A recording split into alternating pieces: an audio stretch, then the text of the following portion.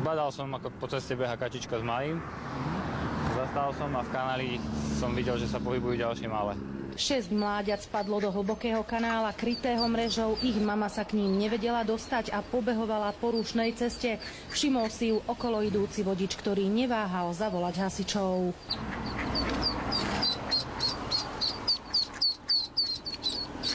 Za mamičkou. Moje, aké si rýchle.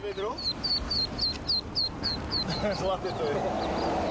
Upozorňovali odstavenými blikajúcimi autami okolo idúcich vodičov na to, že sa na ceste niečo deje, aby spomalili.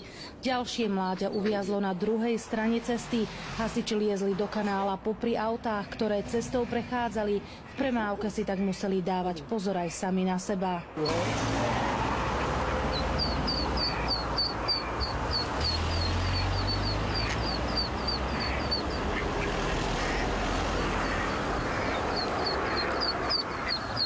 Behala určite aj s malým, zo 3-krát by ich tu už bolo zrazilo.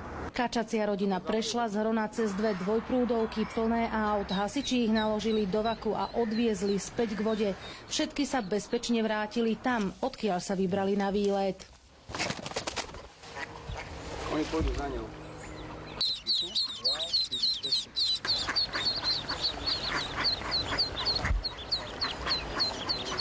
Z Banskej Bystrice Katarína Kováčiková, televízia JOJ.